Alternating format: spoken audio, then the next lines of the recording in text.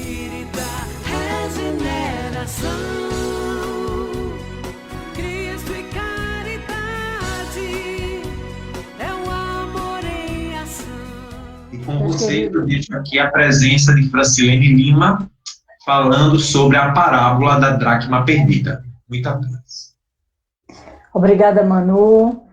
Meus irmãos, boa noite. Que a paz de Deus e de Jesus esteja em nossos corações, que o alto nos ilumine, para que nós possamos ser portadores de reflexões significativas, não é? É uma honra estar aqui. Eu deixo um abraço fraterno de todos que fazem a Casa dos Humildes, e todos que estão no NEP, FEP, conosco, né? Inclusive Manu faz parte, e a gente sabe o quanto nós somos todos necessitados, né? Do Evangelho, de nos moralizarmos, de nós podermos utilizar todas essas informações para que possamos avançar, né? Na caminhada em direção a Deus, guiados por Jesus, nosso irmão maior, nosso amigo, nosso mestre querido.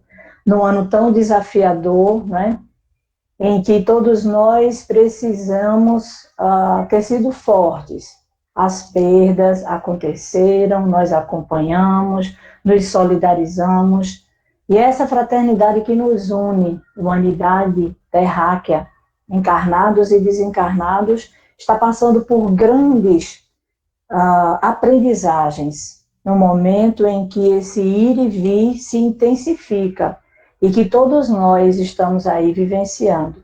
Esse momento tão falado de transição planetária, um momento em que muitas pessoas, inclusive pessoas que não são religiosas, se voltam para o Evangelho em busca de conforto, em busca de alento, se voltam para a doutrina espírita, para encontrarem explicações em busca daquilo que é a proposta da nossa doutrina, de ser o Consolador prometido.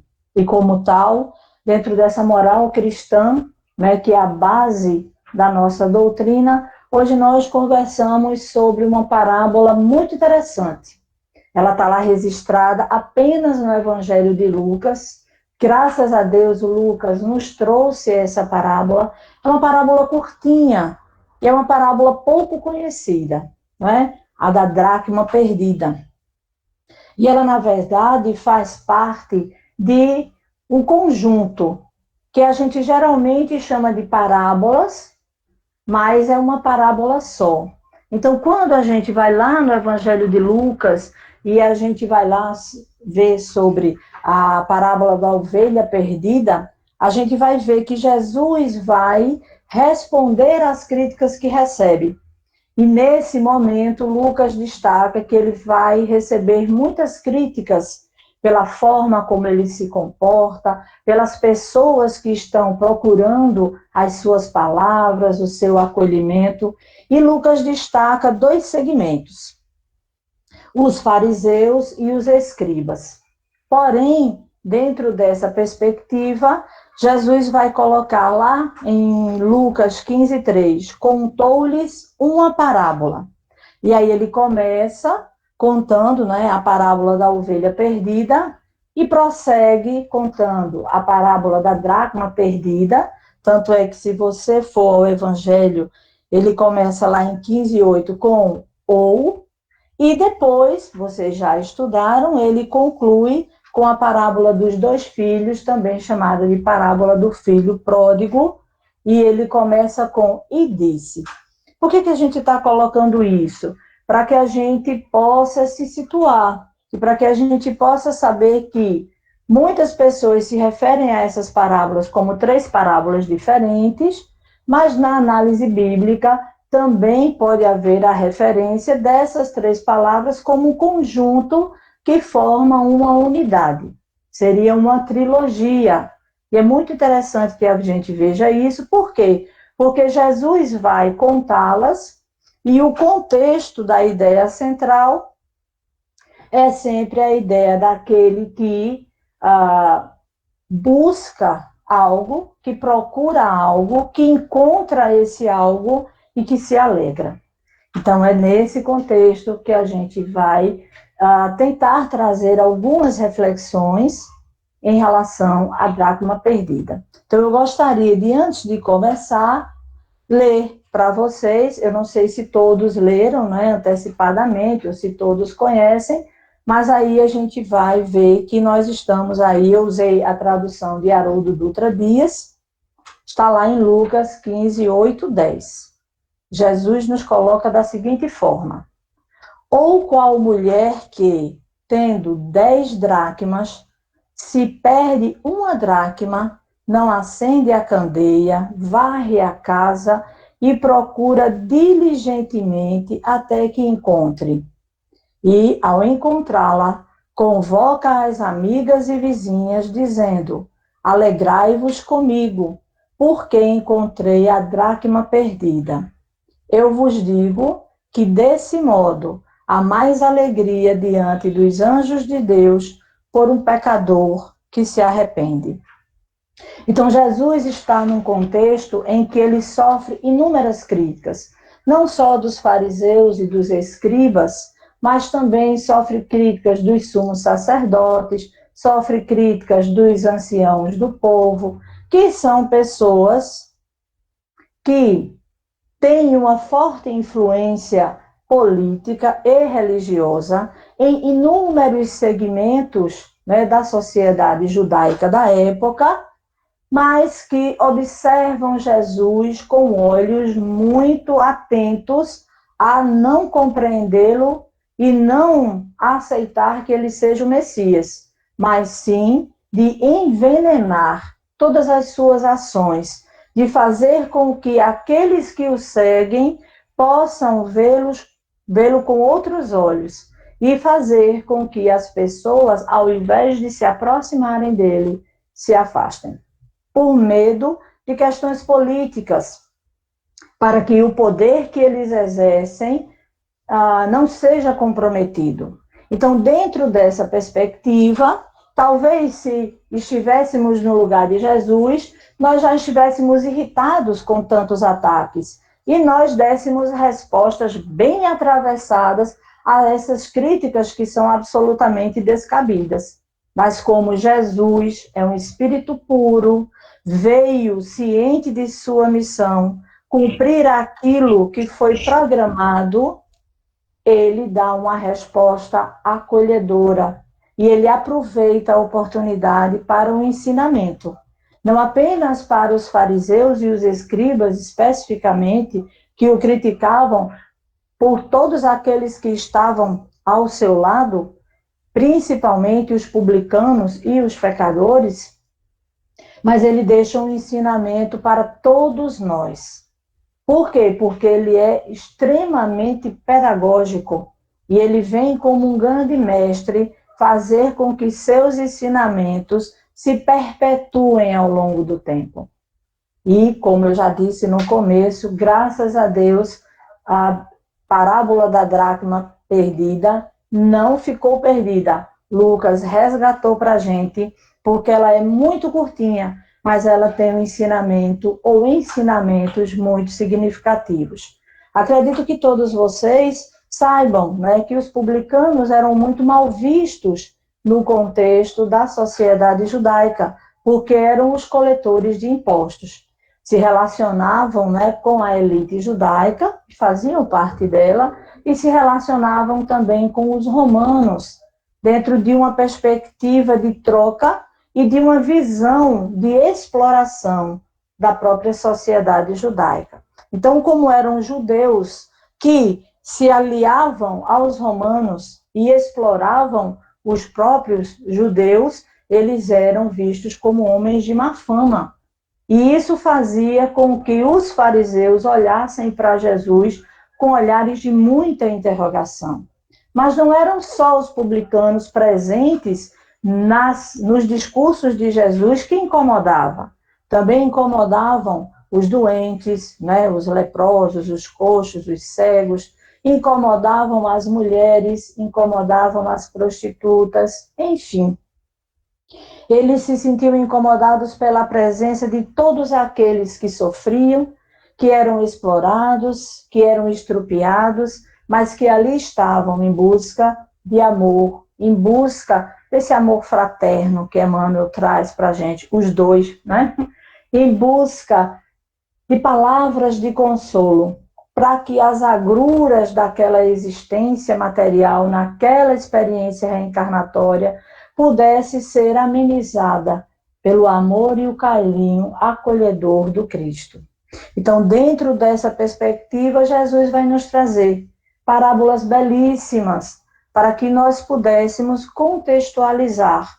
Inicialmente, quando você lê essa parábola, você diz, mas a mulher tinha 10 dracmas, ela perdeu uma, e ela fez uma série de coisas para poder encontrar essa dracma, porque quando a gente vai observar no contexto, né, valorativo, materialmente falando, uma dracma não é um valor tão alto assim.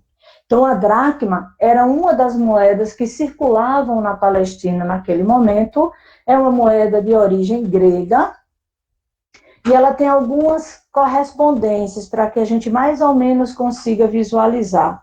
Então, por exemplo, a gente pode dizer que ela equivale a um dia de trabalho, mas não é um dia de trabalho com alta remuneração. Você poderia comprar também com uma dracma uma ovelha para ser ofertada no templo, e a gente sabe que esses sacrifícios eram importantes dentro daquela fé e daquela religiosidade judaica do momento.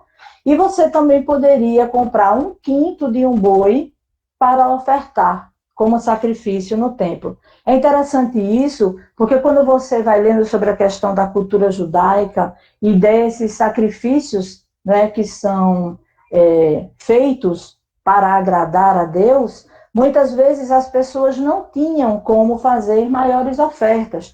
Então você poderia ofertar diversos animais, desde as pombas, como ovelhas, como bois. Só que, muitas vezes, as pessoas se juntavam, cada um dava uma parte, e aí era feita uma oferta maior. Então, no caso da dracma, você poderia se juntar com mais 5 pessoas, cada uma daria uma, isso corresponderia a um determinado boi, e aí poderia ser feita a oferta. Mas, para a gente ter uma ideia, 10 dracmas é igual a uma mina. E 60 minas são iguais a um talento. Lembra lá da parábola do talento? E aí o que é que acontece? Para a gente ter um talento, a gente tem que ter 6.000 dracmas. Por que essa informação, que aparentemente não tem muito significado, ela é importante? Para que a gente possa perceber que uma dracma isolada não tinha grande valor material. Mas se uma dracma sozinha não tinha grande valor material, por que Jesus vai utilizá-la na parábola? Porque ele vai utilizar coisas corriqueiras, coisas do cotidiano, em todas as suas parábolas, para facilitar a nossa compreensão. Então, como você está falando de uma região extremamente explorada, e você está falando também de pessoas que vão viver uma condição material de grandes dificuldades, uma dracma, ela é significativa. Quando a gente fala na questão da horizontalidade, do terra a terra, daquilo que envolve a matéria, você vai ter a moeda com o valor de troca, não é? Afinal de contas, o dinheiro é uma mercadoria que serve para trocar. Você pode trocar dinheiro por dinheiro, você trocar dinheiro por objetos, enfim. E aí você vai ter as muitas relações.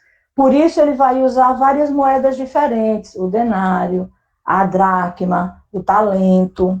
E dentro dessa perspectiva, ele chama a gente para perceber que uma dracma, materialmente falando, ela não era significativa.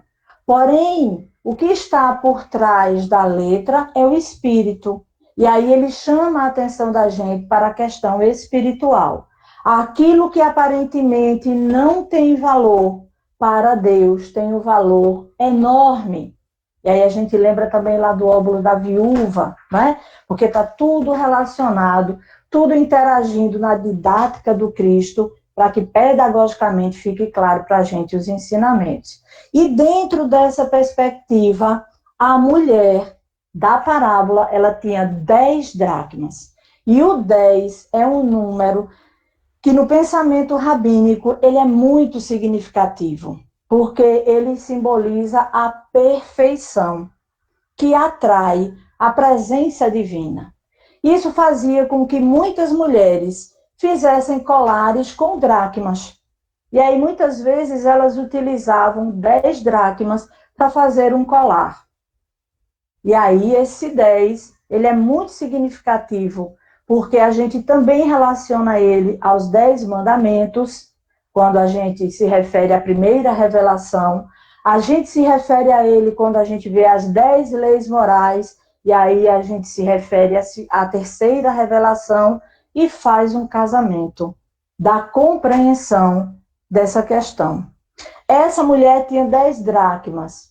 Jesus não disse se ela ia fazer um colar, se ela ia gastar com alguma coisa. Ela simplesmente possui essas 10 dracmas e ela perde uma. E na hora que ela perde, ela toma uma série de medidas em busca dessa dracma, não é? A mulher, dentro do contexto judaico, ela tem uma situação de bastante submissão. A gente vai ter uma sociedade bastante patriarcal, onde a mulher está sempre tutelada por um homem. Ao nascer, pelo pai, ao casar, pelo marido, ao enviuvar, pelo filho, mas tem sempre um homem tutelando. A sua vida social também está dentro desse contexto. Por isso que quando ela encontra a dracma perdida, ela se alegra e ela quer compartilhar essa alegria. Mas no compartilhamento da alegria, quem é que ela vai chamar? As amigas e as vizinhas. Porque dentro do contexto social, era com quem ela se relacionava. Mulheres se relacionavam com mulheres, não é? Claro que elas falavam com os homens, mas você tem um contexto na vida privada, que era essa vida que a mulher tinha a maior liberdade, digamos assim, não é? Ser a cuidadora da casa, a esposa solícita, a mãe presente. E na sociedade como um todo, você vai ter o domínio dos homens. Inclusive nas questões religiosas. As mulheres, quando iam aos templos, não podiam, né, as sinagogas, não podiam se misturar com os homens. As mulheres jamais seriam rabinas. Então, elas, quando se dedicavam à vida religiosa, se dedicavam às questões materiais do templo, a limpar, a organizar, a manter tudo fisicamente organizado, para que aquele trabalho que ela exercesse pudesse agradar a Deus. Mas as funções significativas de sacerdócio eram exercidas pelos homens. Então, dentro desse contexto, a mulher ela vai ter pouca relevância social, econômica e política. Então, ela faz parte das minorias, que era o público que o Cristo abraçava, com todo carinho, com todo fervor, com todo acolhimento. Não que aqueles que fizessem parte da elite não fossem acolhidos por ele, mas ele veio para aqueles que tinham sede de justiça, para aqueles que necessitavam encontrar, não é, um discurso que desse a eles alento, que desse a eles esperança da vivência de uma realidade diferente daquela realidade que era vivida. Porém, tem uma questão interessante sobre a mulher. A hereditariedade judaica, ela vem da linhagem feminina. Então, para ser judeu, tinha que ser filho de mulher judia. É interessante isso. Se uma judia casasse com um homem não judeu, o filho era judeu. Porém, se um judeu casasse com uma mulher que não era judia, o filho não era judeu. Então, veja o que são as construções sociais. Ao mesmo tempo em que se vive uma sociedade patriarcal num cenário profundamente desigual de gênero, a gente vai ter a mulher garantindo essa hereditariedade e a perpetuação da raça, o que é extremamente significativo. né? Então, dentro desse contexto, não é à toa que Jesus vai chamar a atenção da presença da mulher na parábola. Não só da mulher possuidora das dracmas, mas também de suas amigas e de suas vizinhas, que são chamadas e são convocadas a se alegrarem junto com ela pelas dracmas, todas que agora fazem parte desse conjunto integrado.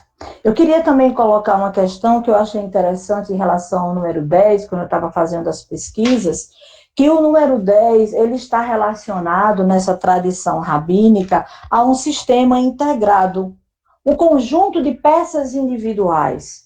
E essa informação é importante para a gente, sim, porque quando a gente vai observar a parábola pela perspectiva espiritual e ampliar essa perspectiva quando a gente fala sobre a reflexão espírita, que vai ampliar a visão da gente, a gente vai perceber que dentro do processo de criação, Deus se relaciona conosco nesse sistema integrado.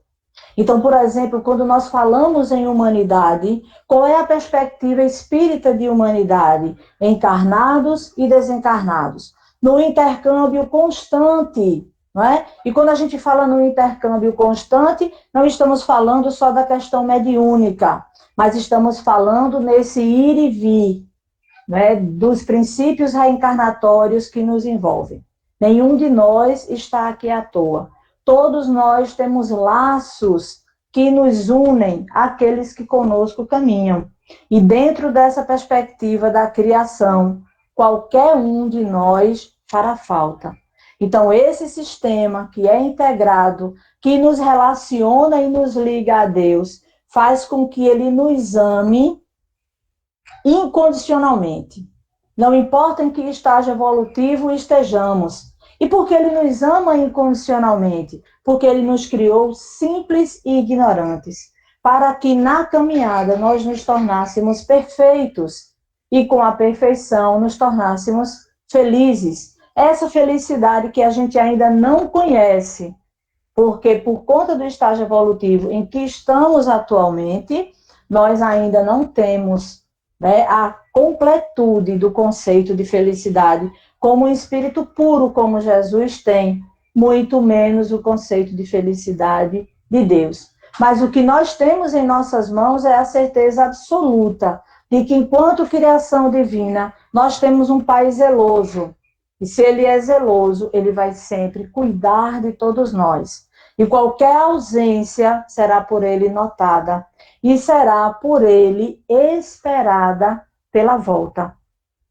Então, dentro dessa perspectiva, é que a mulher vai agir, não é? Se a gente trouxer para o contexto espiritual, a mulher ela sempre vai representar no contexto judaico e no nosso contexto, afinal de contas, nós somos herdeiros, né, da cultura judaico-cristã, a sensibilidade e o homem a razão.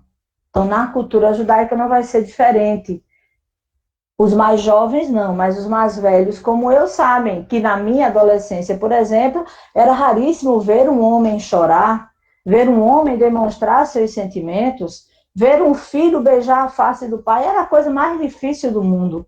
Graças a Deus a gente já fez outras construções, eu acho belíssimo quando eu vejo pais abraçando os filhos, inclusive em via pública, né? Muitas vezes você está no shopping, aquela relação de amor, de carinho, né, de interação, que a gente não via há alguns anos atrás, porque a questão cultural fazia com que a gente encarasse de forma diferente essas expressões de amor. Então, dentro dessa perspectiva da parábola, veja que ela perde a dracma, mas ela não fica de braços cruzados. Ela faz uma série de coisas. Que conjunto de ações são essas? Ela, primeiro, perde, né, de alguma forma, por algum motivo que não está relatado na parábola, e a gente sabe que uma parábola não foi algo real, é uma história que Jesus cria para nos fazer refletir, mas depois que ela perde, ela não se desespera, chora e fica num canto aperreada. Ela acende a candeia Então, veja que é uma ação significativa. Depois de acender a candeia, ela varre a casa. Depois que ela varre a casa, ela procura a dracma. E é interessante porque Lucas traz para a gente que ela procura diligentemente, cuidadosamente, pacientemente, não é? Não é qualquer procura. Ela encontra, depois que ela encontra, ela convoca as amigas e as vizinhas, ela se alegra e ela pede para que todos se alegrem. Então, dentro dessa perspectiva, se nós fizermos as substituições dos termos e olharmos esta mulher como Jesus, que é o nosso pastor, é o nosso modelo e guia, é aquele que é o nosso tutor, lembrando daquilo que ele disse, né, que nenhuma ovelha se perderá. Então, ninguém que faz parte desse sistema integrado vai ficar de fora. Todas as individualidades são importantes, estejam em que estágio estiverem, quando se voltarem para o Pai, quando quiserem retomar a caminhada, quando quiserem mudar a direção, serão recebidos, e serão recebidos com alegria. E não só eu vou me alegrar, mas todos que conosco caminham. E aí, dentro dessa perspectiva, quem são as dracmas? Somos nós, né? Aqueles que recalcitram, aqueles que caem e se levantam, aqueles que ora se afastam, ora se aproximam. O que é acender a candeia? Acender a candeia é iluminar a consciência, essa que tem, né, as leis morais nela e que a gente aciona quando a gente vai nesse processo evolutivo caminhando. E que candeia é essa que foi acesa? A luz do Evangelho. Então, Jesus vem trazer para a gente a boa nova, mostrando que é possível mudar o roteiro, que é possível se voltar ao bem. Esse bem que Deus colocou em nosso DNA e que nós precisamos construir. Todas as nossas construções acertadas e equivocadas são esperadas por Deus, porque fazem parte da nossa caminhada, fazem parte da nossa aprendizagem. Porém, nesse processo de aprendizagem, nós vamos ampliando essa consciência e essa percepção. E à medida que nós vamos ampliando essa consciência e essa percepção, nós vamos varrendo essa casa. O que é varrer a casa? É limpar, é organizar, é fazer com que a poeira saia e a gente possa perceber o ambiente com clareza. E que casa é essa? É a nossa casa mental, onde as leis divinas estão, onde a nossa consciência, que é juiz de nossas ações, vai nos auxiliar nesse processo. Vai ser fácil? Não. É preciso perseverança? Sim. É preciso não desistir nessa busca, nessa procura. Por isso que Jesus coloca que a mulher procurou diligentemente. Muitas vezes a gente desiste porque a gente quer dar grandes saltos e a gente não percebe que nós somos espíritos imortais, que as nossas existências se relacionam e que nós vamos ter tantas reencarnações quanto necessitarmos para efetivar o nosso processo evolutivo. E esse processo é tão maravilhoso e ele é tão cheio de amor e de providência e de misericórdia que nós podemos prosseguir, caminhar, nós podemos estacionar, mas nós não retroagimos. A espiritualidade superior deixa isso muito claro para nós e Kardec colocou muito bem lá essas informações, está lá no Livro dos Espíritos, em uma das muitas perguntas sabiamente respondidas e sabiamente formuladas também por nosso amado Kardec.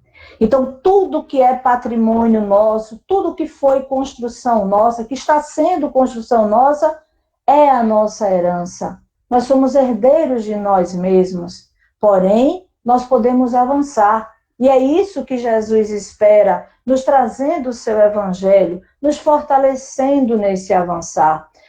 Essa marcha pode ser mais lenta, pode ser mais rápida, vai depender da nossa disposição, vai depender da nossa perseverança, mas ela vai sempre acontecer. Então, quando você lê as obras de André Luiz, por exemplo, você vê vários relatos de espíritos que não querem sair do lugar, estão ali na sua zona de conforto, mesmo que a zona de conforto seja o sofrimento, ou mesmo seja o mal, mas vai chegar uma hora em que isso vai incomodar, em que esse distanciamento de Deus vai incomodar, e eles vão se sentir cansados, exaustos, exauridos de estarem distantes. E aí vem a parábola do filho pródigo, né? Quando ele já viveu inúmeras experiências e viu que todas eram vazias e se volta para o pai. E assim como na dracma perdida, esse filho retoma o seu lugar nesse sistema integrado, onde essa individualidade é valiosa e é feita uma festa e todos se alegram. Não só Deus, não só Jesus, mas todos. Que todos são esses? Nossos irmãos, aqueles que conosco caminham, encarnados e desencarnados, que torcem pela nossa felicidade, que nos amam, que já fizeram o esforço que nós hoje fazemos, que conhecem as agruras do caminho, as dificuldades, que não nos julgam, nos compreendem e nos fortalecem no esforço. Porque enquanto nós estivermos agindo como os fariseus, como os sumos sacerdotes, como os escribas, julgando, nós não vamos nos voltar para dentro de nós mesmos e observarmos o trabalho que nós precisamos fazer. Essa limpeza que nós precisamos fazer na nossa casa mental, deixando a nossa consciência nos auxiliar no direcionamento do bem, fazendo com que o nosso lado divino possa florescer. Então, dentro dessa perspectiva toda, Jesus conclui a parábola dizendo: eu vos digo que, desse modo, com essa interação, com os espíritos amigos, todos felizes com as nossas conquistas, há mais alegria diante dos anjos de Deus por um pecador que se arrepende. E o que é ser um pecador? É aquele que errou o alvo.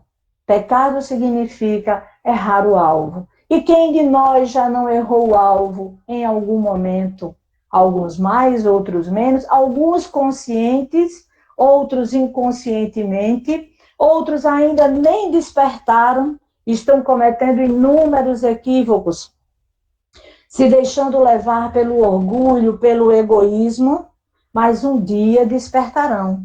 Assim como nós também despertaremos, assim como nós pararemos de julgar o outro para nos concentrarmos nesse trabalho que nós precisamos realizar.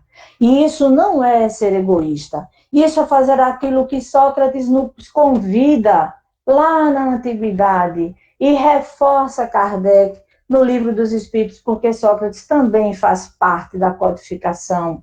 Conhece-te a ti mesmo. Então é preciso que nós nos percebamos. Talvez a grande proposta que eu queria deixar aqui para 2021 seja essa proposta do nos conhecermos a nós mesmos, nos voltarmos para este trabalho que é necessário que todos nós façamos. E essa consciência de que nenhum de nós está sozinho. Então, quando a gente fala nessas mudanças, né, necessárias que nós precisamos implementar, muitas vezes a gente diz assim, mas é muito difícil, eu sou muito impaciente, eu tenho consciência disso, mas eu não vou trabalhar isso agora em mim.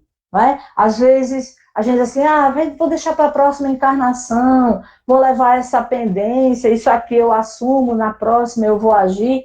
Vamos perder tempo. Vai chegar uma hora em que nós vamos precisar trabalhar. Então tem gente que diz assim, eu nem vou pedir para que Deus me dê paciência, porque senão ele vai mandar uma série de coisas que eu não estou a fim de lidar agora, né? Então, cedo ou tarde, nós vamos precisar construir as virtudes que vão nos aproximar de Deus. Não só a paciência, mas inúmeras outras virtudes. E esse amor fraterno vai cada vez mais nos auxiliando a chegar nessa construção. Provas, expiações todos nós vamos passar, porque todos nós precisamos caminhar. Então, muitas vezes, quando a gente conversa na doutrina espírita sobre expiações, a gente dá um peso muito grande a esse processo, porque nós ainda somos herdeiros da ideia de que somos castigados por Deus. Isso ainda é muito forte na nossa mente.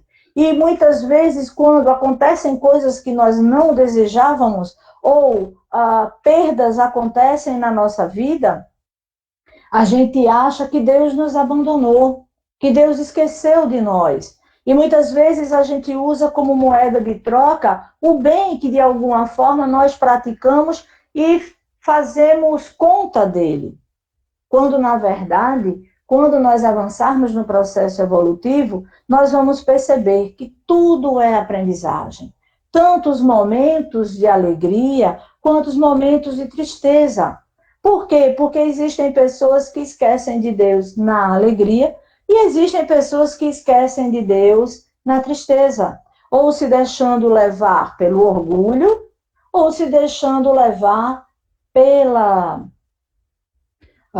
falta de resignação, pela revolta, né? E aí a gente vai começando a perceber que as muitas nuances sociais são momentos de aprendizado, quando nós vamos precisar passar por inúmeras provas, seja da riqueza, seja da pobreza, né? A prova de estar ali no seio familiar com pessoas difíceis. Às vezes dentro de casa está tudo bem, está tudo certo, é um amor, é uma harmonia, é no trabalho, é na própria casa espírita. Né? Divaldo gosta muito de dizer isso. A gente vai para a casa espírita e a gente acha que tudo vão ser flores, porque nós achamos que nossos desafetos não vão estar ali.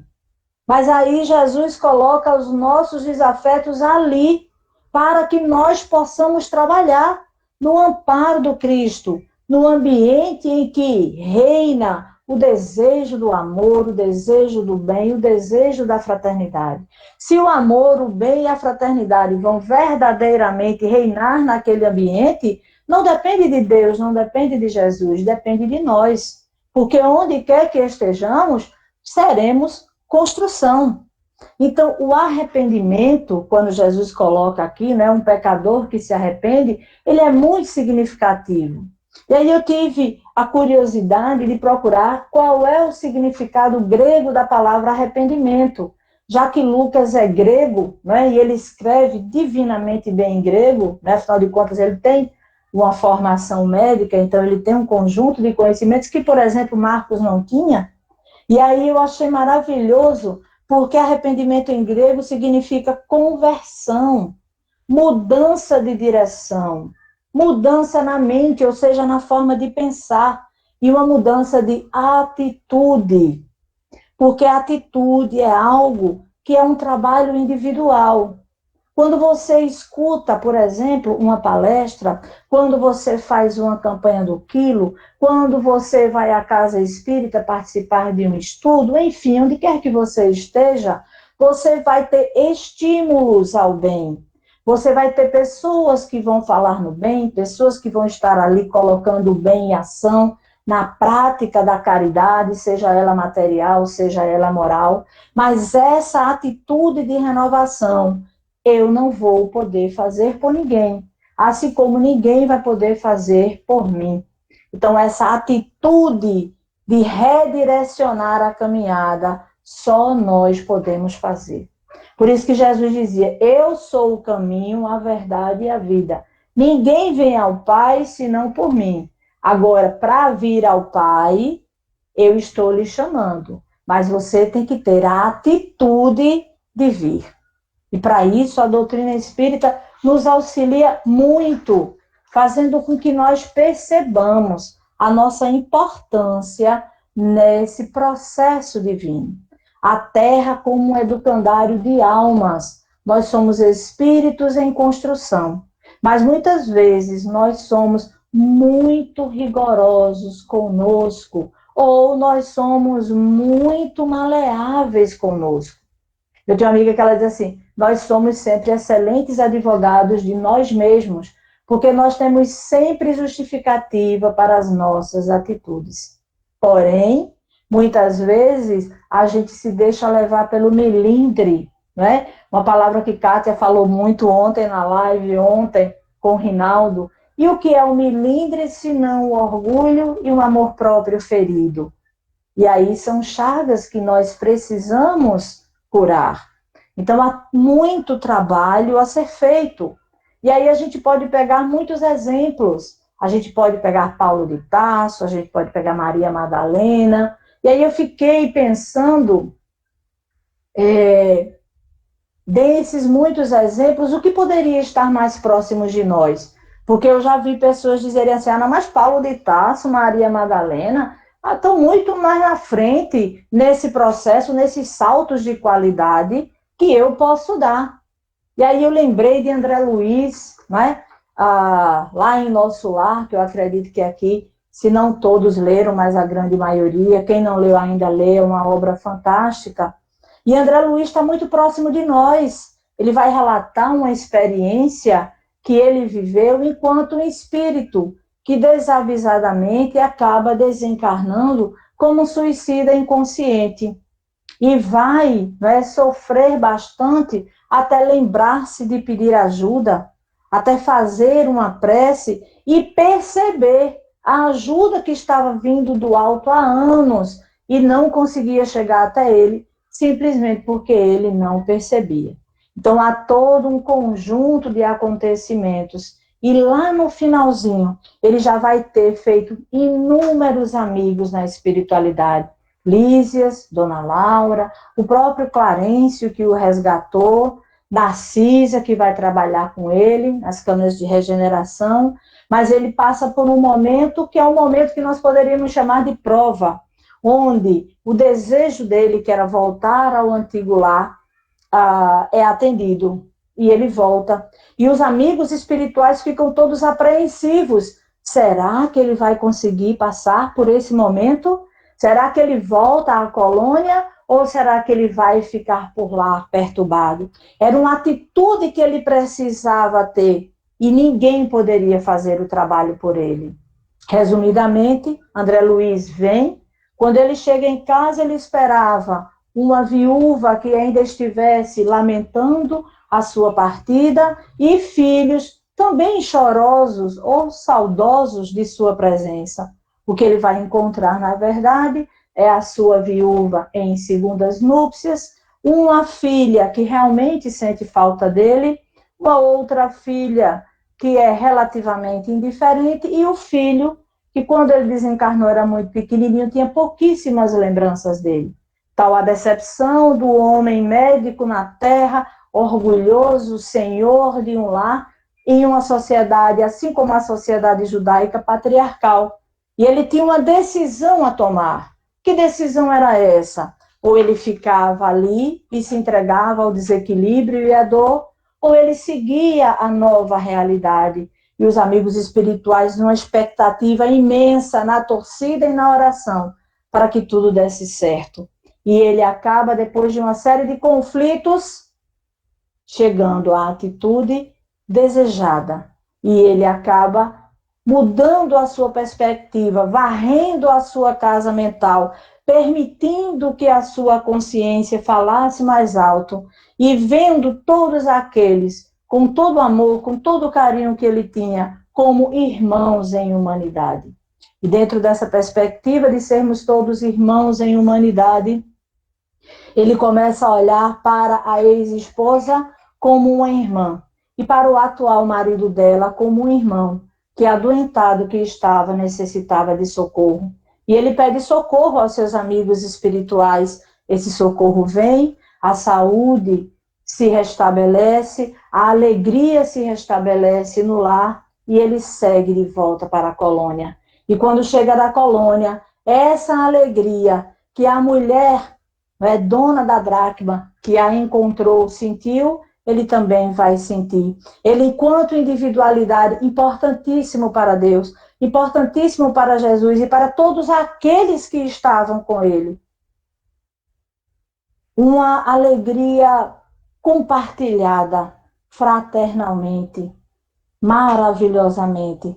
Todos o recebem com amor, com carinho. E as lágrimas são lágrimas de gratidão pela assistência e de alegria pela atitude renovada no amor, atitude renovada na fraternidade.